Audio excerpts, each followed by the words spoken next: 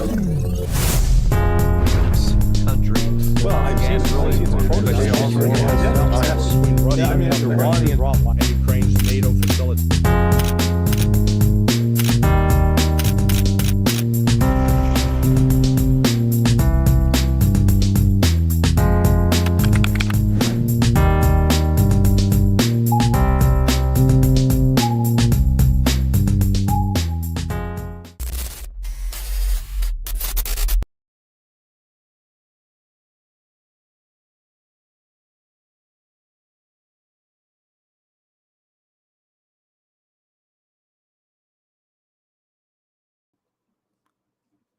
And we are live once again with my good friend Larry Johnson. How are you doing, Larry?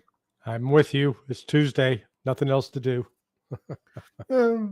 Since I have nothing to do, I'll just go to this guy's podcast. Yeah, just hang out.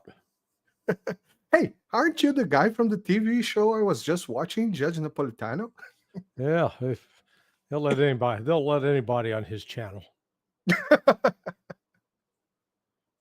Yeah, my mom always told me I'm not anybody. So I think your mom also taught you that. Larry, my good friend, how are you doing today? You're great. We are here today once again with another episode of Unlimited Intelligence with Larry Johnson from sonar21.com. Don't forget to follow Larry on his blog, sonar21.com. I don't think it's fair to call it a blog. It's a news outlet. It's an intelligence outlet. Well, yeah, I try to write intelligently and to gather publicly available intelligence and present it in a way that people can understand what's going on. You know, it's like yesterday after I heard Trump talking about how dependent India was on the United States for its exports. And, you know, he couldn't understand why India would not, succumb, bend the knee to the United States.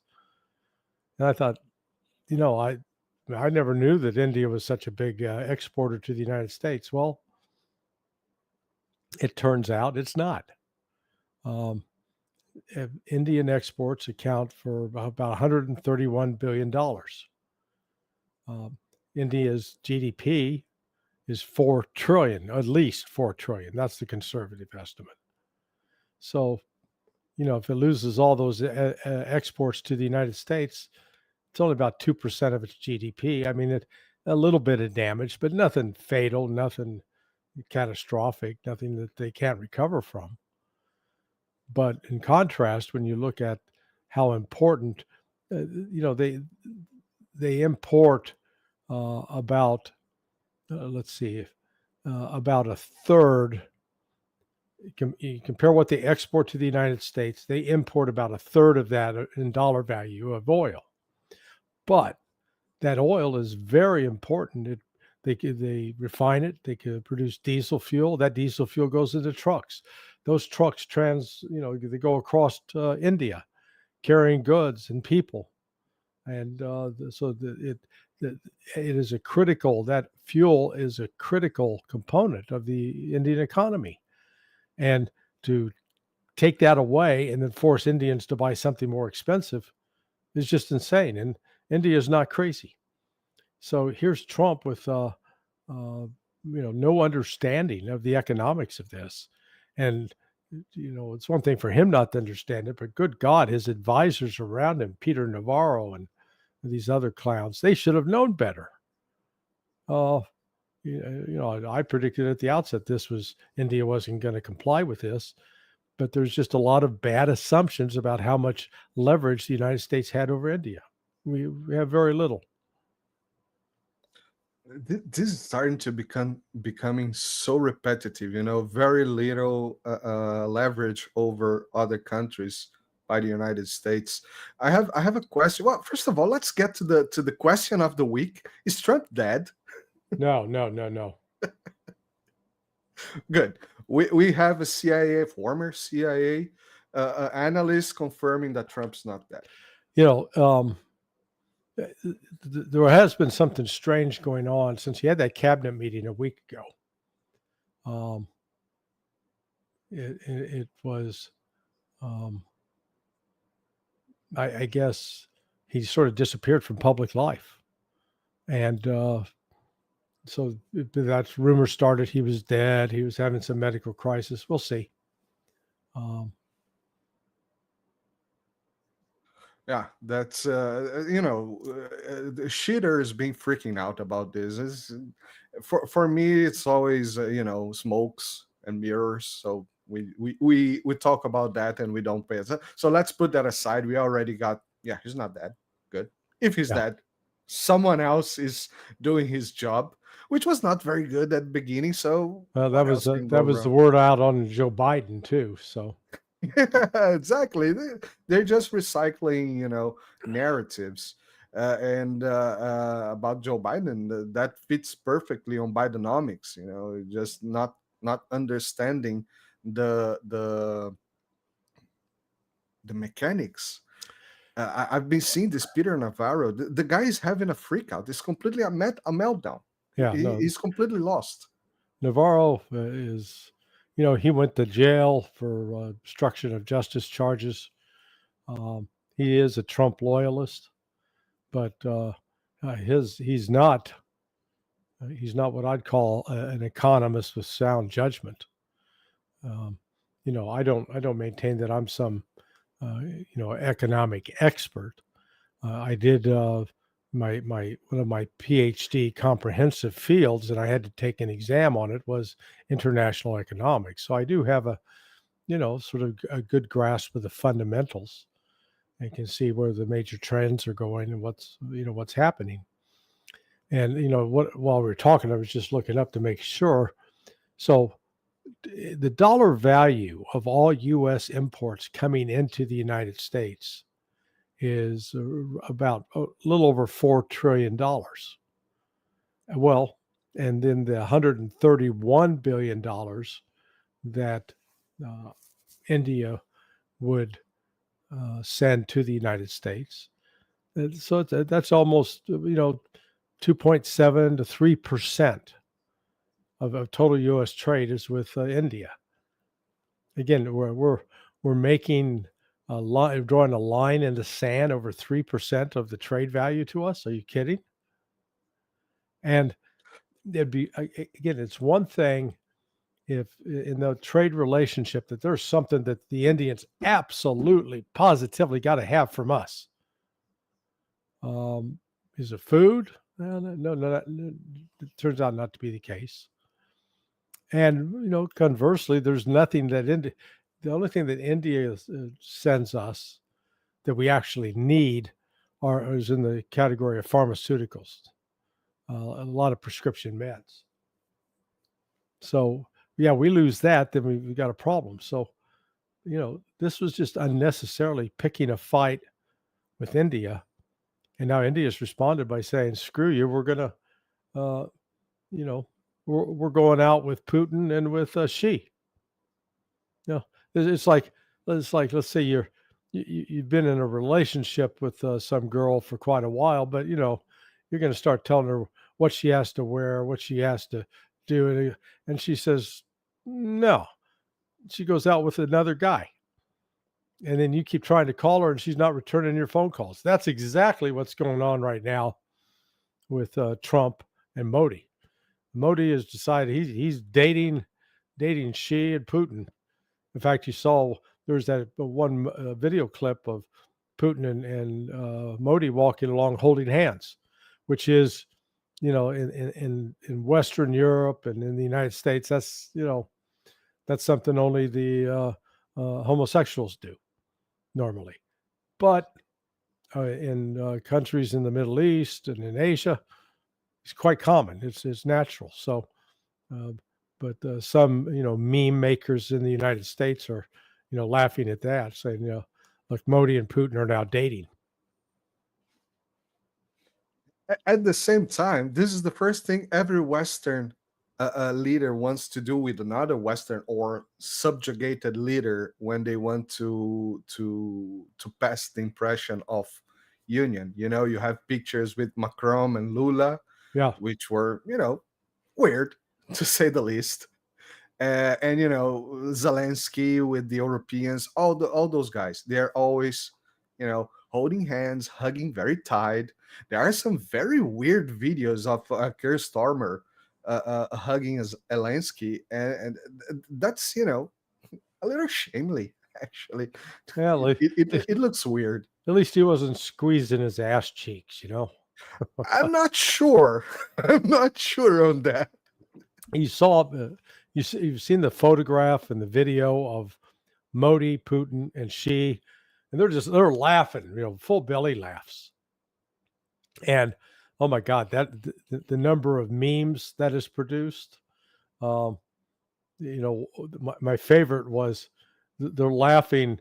You got Modi saying to Putin and Xi, "Can you believe Macron? He's married to a dude." And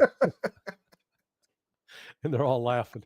The other one was they're laughing at. They said, "Can you believe how dumb Donald Trump is?" That's a very easy one. Yeah, so that's got him laughing. Or Putin says, "Yeah, my grandfather was a bus driver. He died peacefully in his sleep. Can't say the same for the other passengers, though."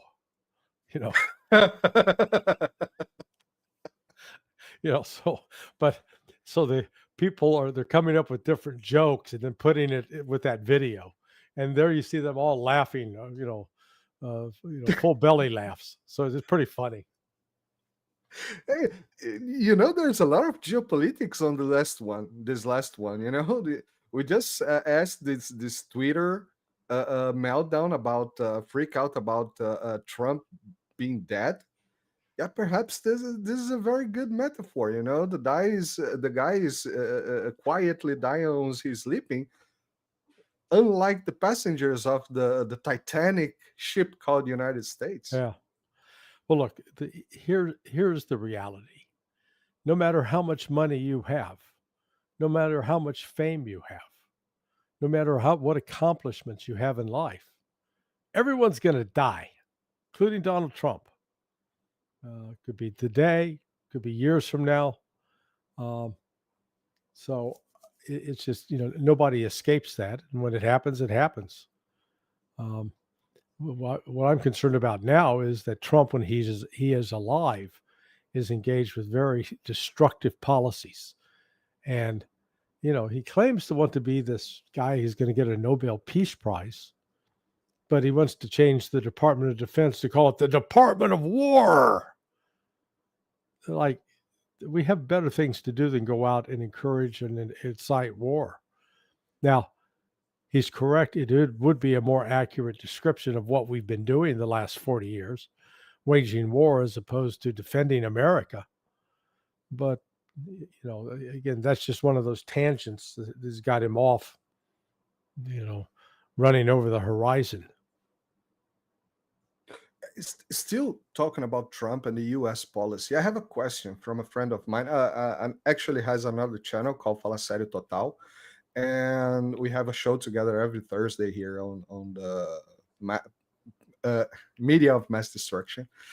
I'll read it to you because he sent me a couple of minutes ago. He has sent me before, but now he wrote me in English, so it's going to be easier for me to formulate. Oh, okay. So the question is, Trump already has power by being the president of the United States. But there's a difference between having power and being authoritarian because of power, compared to what it means to have authority. The one who has authority is the one who convinces, knows how to lead, who truly convinces through the ideological points they possess. I perceive, watching from far, that Trump, despite having power, does not have authority, especially before those who are under his command, let alone the population and society of the United States. As a former CIA agent, not agent, analyst, analyst or officer. Yeah. Bad choice of words. He didn't know. That's all right. He doesn't watch us. He's actually watching us. Is your perception the same? On the contrary, what is your perception? Well, actually, I think he makes a very astute observation. It's true that Trump has legal authorities delegated to him that he can use and take different announce different policies. But it's like you're on a battlefield. You've got the rank. Let's say that you're the captain in charge of a company. A company's 150 men, and you're under fire. And the captain says, "Come on, boys, let's go!" and starts running forward. And nobody follows him. Okay, that's the difference between having the legal command and the actual authority that where people will follow what you say, what you do. So, and that's where Trump's falling down. He's really alienated his base on several issues. Claiming that the whole Epstein thing is bullshit, as he says, and it's a Democrat hoax. Yeah, no, it's not. In fact, he talked a lot about it, and members of his team talked about it beforehand. And then when he gets the chance to actually do something about it, he backs away. He's lost. He's lost the respect of a lot of people over that. He says he wants to be the peace president. I'm going to end that war in Ukraine in 24 hours was his claim before he took office. Now he's 6 months into it, and he continues to facilitate that war.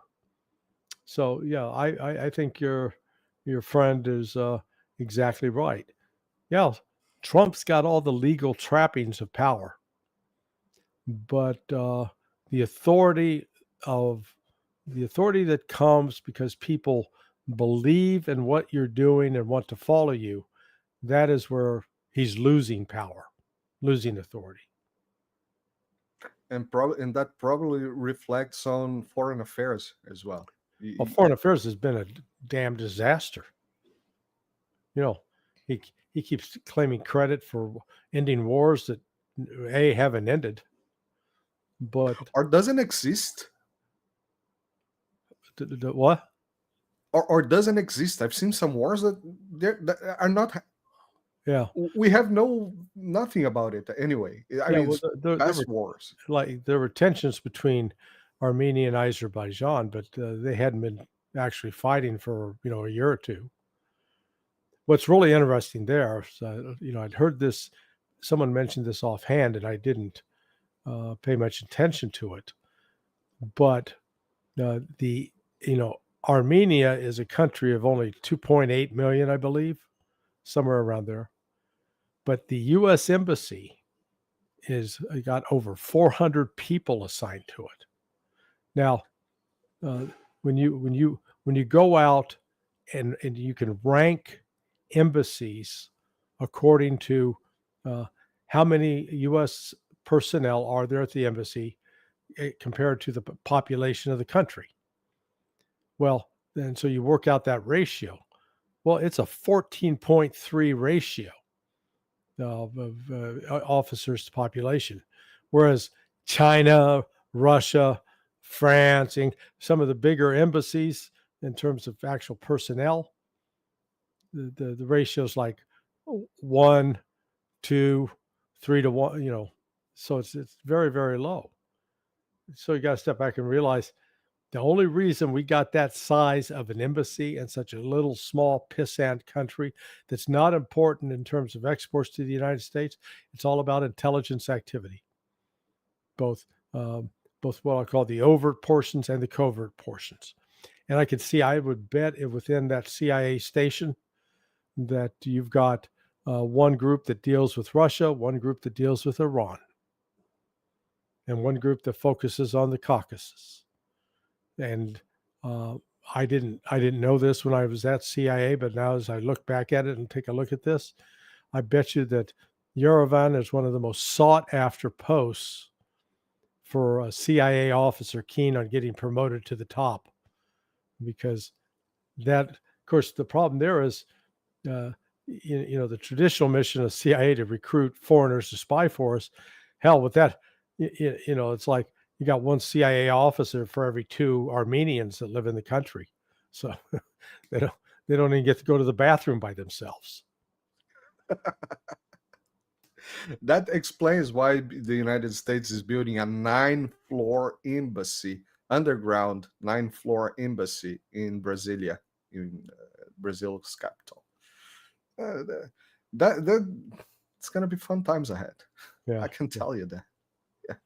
But to be fair, it's very interesting that you mentioned the situation on Trump. To be fair to the United States, this type of ruling out of his tariffs from the Supreme Court, it's not done yet, but they are trying to revert these tariffs. This shows me, a very solid, democratic constitution working. What do you think about that? That yeah. I mean, there is process, and it's following the process. Trump tried to game the system. The courts push back. We'll see how far it goes. Today the stock market was way down on, they got a number of concerns, and I do believe I think we're headed towards a very consequential financial crisis, either this month or next month, and it's going to be global. It's not going to be confined to the United States.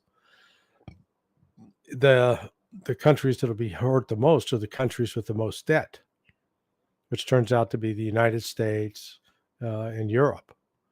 The countries hurt the least are those with the least amount of debt, which turns out to be Russia, China, India. Brazil, I think, has actually got a fairly significant debt to GDP. I'm not sure offhand.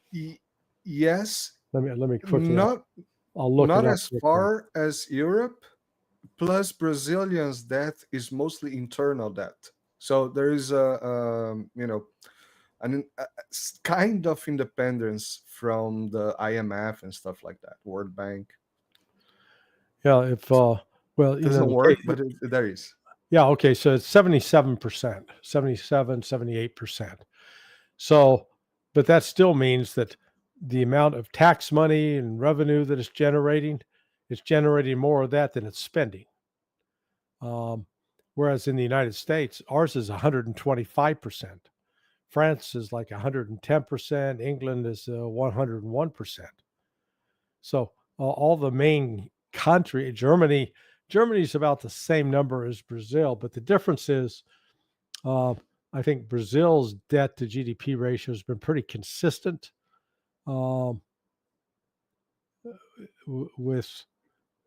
since over the last 5 or 6 years, whereas Germany's has been, they used to be pretty low, below 50%, and now in just the course of the last 3 years, it's shot up to over 70%, and it's going to continue to grow higher because their economy's in recession. So, but what this means is that these various BRICS countries, whether it's India, Brazil, Russia, China, they've got financial room to maneuver in the event of a crisis. Whereas countries like France, the UK, Germany, United States, Italy as well. Italy's bad. Italy is about 150%, if I'm not mistaken. Japan is 200 and something percent. Let me check it out here. Let me just. The thing here is that it always gets confusing with the European Union. That may be a problem for the entire bloc, including Germany, of course. Yeah, Italy's 138%. So you're close. Yeah, 150. I didn't realize. That's ridiculous. So, and I think it dropped a couple of years ago. It was 140 something. It dropped a little bit. Well, it was in 2024. It was 135%. Now it's up to 138%. So it's going up. Yeah. I'm screwed. Well, why that is all relevant is, so you've got the European countries talking tough about everything they're going to do to Ukraine, to support Ukraine and fight Russia, but they don't have any money. I mean, all they're going to have to do is go out and try to borrow more, which means they sell more government bonds and see if anybody's stupid enough to buy them. Just crazy stuff. Yeah, that's extremely important for people to realize. So since we got to Ukraine, let's move to Ukraine. No, we're not going to Metaphorically. Ukraine. You go to Ukraine. I'm staying in Florida. I don't want to go back there. Oh, you mean you want to talk about Ukraine?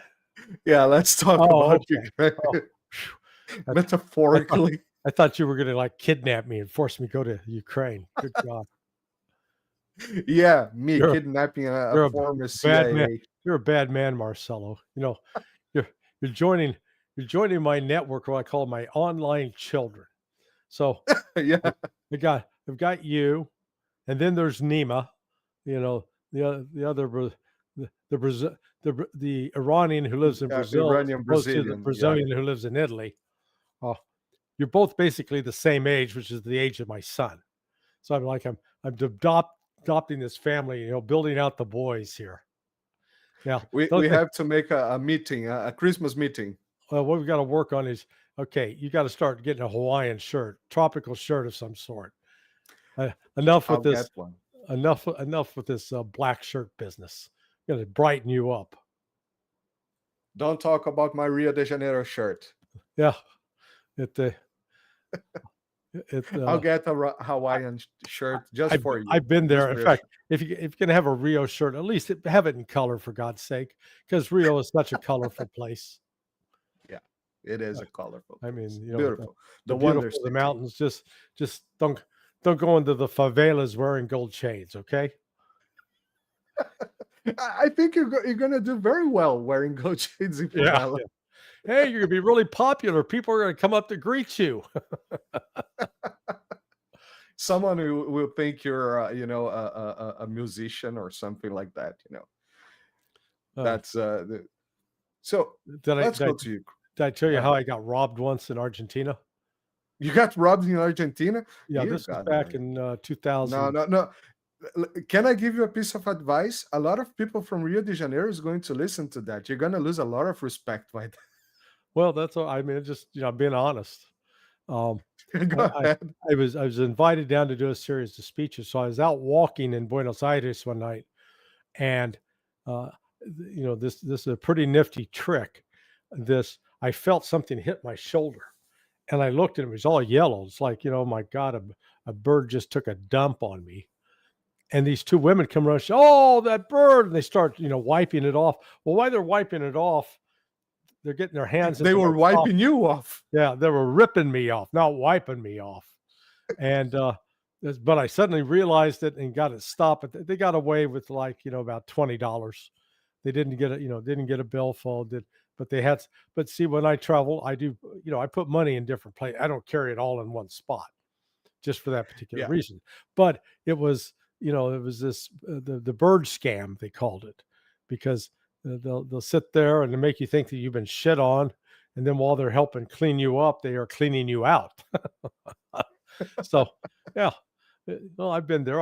I've been victimized. So it's just you have to get awareness. Okay, let's go back. You want to talk about Ukraine?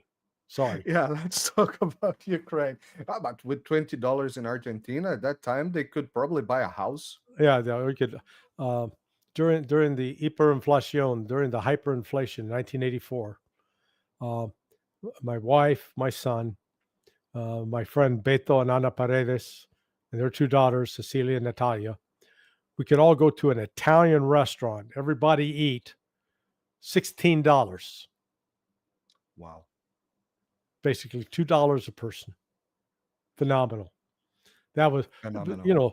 and that's a sign of what happens when, because Argentina, it's relevant to what we're talking about today financially, because during the 1970s, man, Argentina's currency was strong.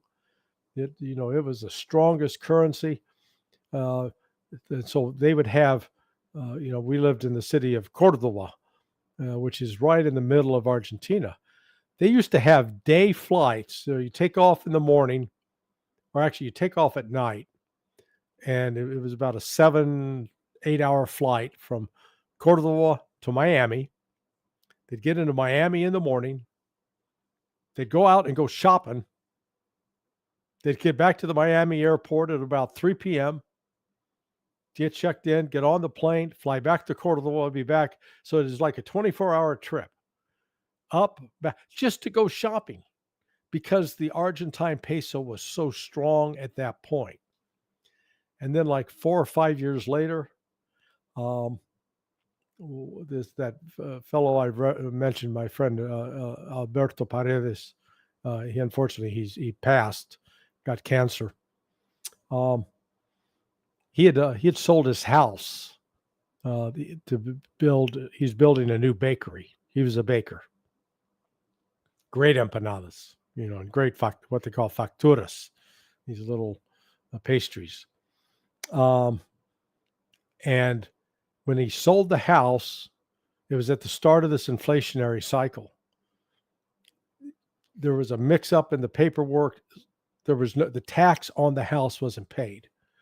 So let's say he sold the house at the time for like 1 million pesos. And a year passed, year and a half, and they came back and said, hey, you got to pay the tax on this. Only they've indexed the tax to inflation. He had to pay $1.3 million in tax on a house that he had sold for $1 million in pesos. But at the time when they started, the peso was almost the same value as a dollar. And then, 15, 16 months later, it's worth maybe 5 cents to the dollar, if not less. And so, that's where I learned the way you stay alive in that kind of economy. You hold the hard currency, in this case, dollars, and then you go to the money exchanger every day to exchange, to buy the local currency if you need it, but you didn't want to hold the local currency. And, that's the type of financial crisis I think we're looking at here that is going to hit globally, particularly with the dollars, but we'll see. In this case, the strong currency won't be the dollar. It's going to be commodities, gold, silver, stuff like that. Yeah, that's why. Go to your capital, blah, blah. Yeah, you're going to start sounding like the judge. You're going to start doing gold commercials. You go back and watch his gold commercials from a year ago, what the price of gold was then and what the price of gold is now. It's up pushing over 3,500. And, there are a number of analysts, financial analysts on YouTube saying, it's going to go 4,000, 5,000. So, it's just a reminder that we're, the United States is, to quote Bon Jovi, living on a dream. Living on a dream. It is. And it is a real dream. Not the dream of the golden age. So let's move the subject to Ukraine. Just the subject. Okay, just the subject. Okay, yeah. Larry, this week we had the assassination of Andrei Parubi, which was one of the responsibles for the shooting Maidan, one of the new mustache guys. Are we facing, a purge? Are we looking at a purge at this point? And what do you think it's the continual from what we are now to where we're going in the next months? Well, first of all, Parubi embodies the phrase "karma is a bitch." Those who live by the sword die by the sword. And this, this is akin to that movie with Kevin Spacey, The Usual Suspects. Man, who's got all the usual suspects lined up? Who did it? Kaiser Soze. Kaiser Soze. I like that. That movie was amazing. Yeah, it's a great movie. So we really don't know who killed him. Now, this is the second they had another SBU, a Ukrainian intelligence officer, senior intelligence, that was assassinated about 4 weeks ago. So it could be that the Russians are now saying, okay, we're going to come in and start taking you guys out. Could be. There could be also internal fighting within these groups. The extremists, the right sector, Azov, they don't always see eye to eye. But Perubia was one of the big enablers of the whole movement, the Bandera movement. And, the Ukrainian situation, it's only going to worsen. It's just a reminder that that Europe doesn't have unlimited funds to supply. If Trump backs out, Ukraine is really screwed. And Russia's military pressure is increasing, not decreasing. So there's no light at the end of the tunnel here. Or if there's a light at the end of the tunnel, that means you're inside the tunnel, you're tied to the railroad tracks, and that light at the end of the tunnel is a locomotive coming over to run your ass over. That's the light. Yeah. One thing I found today, I was, zapping to a shitter, and I found an amazing comment from Kvork Almasian. I believe you met him, Yeah, right? no, I know Kvork. Yes, yeah, It's great guy. amazing person. Yeah. He's been here as well. I think you've been to his show, right? To the Siriana. I've actually, he's interviewed me and I've interviewed him. We're in the Amazing. mutual interview society. Mutual interviews. This is awesome. This the channels should do this more often. Exchange of favors. Let's call it like that. But it was a very interesting, very small comment, and he said that Ursula von der Leyen Twitter account, it's basically a warmongering account now. It only talks about war, and just 2 tweets after his tweet, it was a European Commission tweet, official profile of the European Commission, and praising war again, with the beautiful words as always. Yeah, Russia is threatening the European Union, blah blah blah. We have to go to war. Larry, are these people that stupid to perhaps to really believe that we can and we'll go to just, I think this week or next week there's going to be another meeting of the coalition of the willing. A dumbass name. It was yesterday. It was today. It's today. It's today. Yeah. Is these people really thinking about going to war? Yeah. Are they really believing that Europe can go to war without the United States? They're indulging the fantasy. They're a lot like the guy sitting around saying, "Man, if I won the lottery today, that $1.5 billion, here's what I'd do with it." You didn't win the lottery, so forget about it. They can talk, they can dream, they can scheme, but they don't have the ability to execute. Again, the finances of it just don't work. That's the most fundamental thing. Can you pay for it?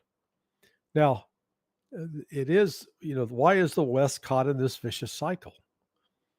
We are constantly coming up with an excuse to identify a foreign enemy. It's Iran, it's Venezuela, it's international Islamic jihadists, it's Russia, it's China. All of it is designed to justify spending over $1 trillion on a defense department, maybe soon to be named the War Department, but this entity of the U.S. government that is just sucking up money at an incredible rate. It never stops. There was never a peace dividend. At no point did they say, okay, we got 800 bases overseas. Let's cut those down now in half. Let's close half of them. Let's reduce our size of our military personnel. We no longer need to have expeditionary forces. We're not a threat. We're going to build up and defend the homeland. We're going to make sure we have secure borders. We could do that, but we're not, because the money's to be made. We got to create the hype, create the demand for our weapons, so all these other countries have to buy our weapons too. The more war and chaos we can stir up, man, it's good for Lockheed Martin, General Dynamics, Boeing, Raytheon. Edwin Starr his old song, "War, war, boom. What is it good for?" And he said absolutely nothing. Said, Absolutely "Oh, nothing. dude, no, man, making money. That's what it's good for. Making money, enriching a few people." So someone needs to go back and rework those lyrics. Great song by Edwin Starr, but he Fantastic. he lost. He didn't pick up on the real clue that war, man. Uh, it's good for you, at least good for your economy. Good for some people to make a lot of money. Yeah, exactly. Since we are talking about war, let's go. Let's pivot a little bit to the Middle East with Israel and Gaza. Mhm. Some weird things happen, in the last week. Uh, Starting by the United States calling some troops from Iraqi bases home, and also some communication from embassies to, get your hell out of Israel and Iran and stuff like that. Are we going back to, well, plus the assassinations on the Houthi Mhm. prime minister, and yeah, and Well, the continuous aggression on Gaza. those were not Houthi government officials. Those were Yemeni government officials. Oh, I read it wrong. Sorry Well, about no, that. no, no. I'm just saying that may very well have been reported, as you said, but based upon listening to Alistair Crook a little earlier, he pointed out that in fact they weren't Houthis. These were purely civilian. And here's the Israelis assassinating these civilians. Well, I mean that's what they do. Uh, Israel, the disgust and loathing I have for the Zionists is growing with each passing day. Um, their record of murder and bloodshed is really, they're going up there with Marquis de Sade and Genghis Khan and Adolf Hitler. Um, you know, uh, Mao Zedong, Joseph Stalin, for all viewed as mass murderers. Pol Pot and Bibi Netanyahu joins that list. It is. There are signs that the stress on Israel is increasing. The IDF is in the head of the IDF, who reportedly is, he's one of these crazed settlers, supporting the settlement of the West Bank. Even he said, "Hey, we shouldn't invade Gaza." The charges of genocide are starting to stick to Israel. Yeah, man, once that stinks on you, you don't get it off. You don't wash it out. Um, and if anybody's ever gone and worked on a pig farm, um, the stench, the odor from the pig shit, the feces, it gets into your skin. So I mean, literally, you end up smelling. You can take all your clothes off, you can shower and wash, and you still stink. And that's what's happening to Israel because of its policy of genocide. It's got a stench of death about it that it will not be able to. That stain, that smell is not going to wash off. I've been watching the propaganda, the official profiles of Israel or the IDF on Twitter. They are starting to recycle the narrative of the girl from the, what was her name? I don't remember. The girl that was dancing on the rave party on the day of the attack. So they're just reviving, old stuff. Remember, they were bad to us at this precise point. Plus, there was even a video, CC camera video, from the house of one of the people that were attacked on the day of the Hamas attacks, and they tried to portray it as a very bad. And yeah, of course, the Hamas people entered the house and killed the guy with the grenade. But the guy had his children with him, he died protecting his children. The video is available all over Yeah, the yeah, yeah. internet. You can watch. People can watch this. Uh, but they actually did not mistreat the children.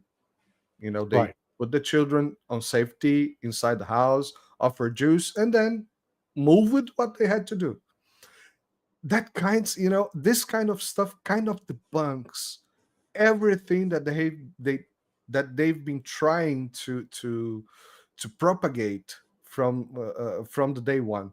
Just yesterday came out an article on a big Brazilian journal, O Globo. The article is opinion article, I guess, an op-ed. The title was, "There is no evidence that Israel is committing willing genocide." What Yeah. I mean, willing? They were, oh, that's my bad. Oh, but I won't stop. But my bad. I was doing that. Did Yeah. I? Yeah. No, that's, again, the people making that argument don't even they don't understand about, the use of force and, bring it down. So I train people with firearms for self-defense. The only time you can use a gun to kill somebody is if that person is threatening you physically, not just with words, but that they pose a direct, immediate threat that they could kill you or take your life. That they've got a knife, they've got a club, that they're, close, they're coming at you. That when you've done everything you could to get out of the way, to move away, to, leave, and you can't separate yourself, only then can you use that firearm to kill that person. So what we're talking about, it's the use of force is an exception, not the rule. Just because you don't like the way they look or like the way they talk, sorry, that doesn't give you the right to kill them. But that's what Israel's doing. They're killing you because you're Palestinian. You're a terrorist by definition. We're going to kill you, which is what they're doing. It's wrong. It's evil. It's pure evil. It's pure evil. Yeah. Larry, we had a very dense show tonight, but I had one major subject that I wanted to. Do you still have a couple of minutes that we can? Oh my God. Oh my Okay. Yeah. What do you want to talk about? The SEO, the main subject of the day. The what? Rocket Man. SEO, the Shanghai Cooperation Organization. The Rocket Man just arrived. Was there a meeting this week? Oh, sorry. Yeah, no. Little Kim showed up for the parade in China, didn't he? And He just arrived. So, no. And the media is already having a freak out. It was like 2 hours ago. Let's see. Right now, it is. Oh, yeah. So today it's now September 3rd. So that's right. The parade will be in about 8 or 9 hours from now in China. So about the time, when it's 9 o'clock your time, 10 o'clock your time, that'll be when the parade's launched. Yeah, no, the SCO was a reminder of how the world has changed. When you consider the fact that, we talked about this a little bit earlier, that every one of the majority, the largest economies in Europe, they all have a massive debt to GDP ratio, as does the United States. They all have mediocre to non-existent economic growth rates right now. Very anemic, to put it in the most positive light. Whereas every single one of the BRICS countries have a relatively low debt to GDP ratio. They have a strong economic growth, and they're in good financial straits. Well, it'd be one thing if the BRICS people only represented like 5% of the world economy or 10%. They represent over 50% of the world's population. But more importantly, they represent roughly about 50% of world economic activity too. The key is that a lot of that trade is not being done between them and the United States. A lot of that trade is being done between them and other members of and themselves and other members of the global South. So the Shanghai Cooperation Organization, it was an important meeting because it solidified them as a working group. And I think we're moving in the direction where Shanghai Cooperation Organization, which originally it was sort of a security group comprised of China, Russia, and the former Soviet republics like Tajikistan, Kazakhstan, or Tajikistan, Kazakhstan. I keep wanting to say Kurdistan, but Kurdistan's not there. Kyrgyzstan. Kyrgyzstan, and then Belarus. So those are good. But now it's reaching out. Observers there: Armenia, Azerbaijan, Iran, Turkey. Brazil was represented, I think, through its ambassador. Lula didn't attend, but man, Modi, Putin, and Xi were there big time. So this is signaling to the world. This is where the world is headed. This is a new economic and political order that is emerging. One that's going to be, if you will, not just a competitor to the UN, but I think it will ultimately replace the United Nations, because the United Nations is increasingly becoming irrelevant. It's a large bureaucracy controlled by, as Putin described it, the Atlantic European Alliance. And that's they should no longer be in charge of the world. Yeah, I think Putin on his speech on the SEO 2 days ago, he actually said that we should be doing more for social justice, worldwide social justice. That phrase for me, and I've been saying this here for a while. The UN. I do believe that the BRICS country and China and Russia mainly, and Brazil. To be very fair to Brazil. They do want to, the structure is already there. Let's just fix what's rotten. I'm talking about the UN. Yeah. But not only the UN, the Olympics, the World Cup, all those structure. Right now we have the Olympic game, the BRICS Olympic Games, that's growing and getting a bit of traction. Very, very little, but take the time. Yeah. But at some point, I do believe exactly what you say. At some point, if the UN is not savable, let's just we don't care about it. Let's build our stuff. Yeah, the problem with the UN is that Britain and France are allowed to have vetoes on the UN Security Council. That needs to be changed. They need to be kicked out of that role. They need to say, hey, you guys you're no longer relevant. You're a bunch of piss ants. There should be a permanent rep from South America, Brazil, by virtue of its size and the size of its economy and size of its population. India as well should be there by virtue of its size and population. Coming up with an appropriate representative for Africa would be tricky, and it's probably going to have to be rotated because, Africa is this massive continent, but God, what is it? When you go from Egypt to Morocco and Algeria in the north, to Tanzania, Ethiopia on the east,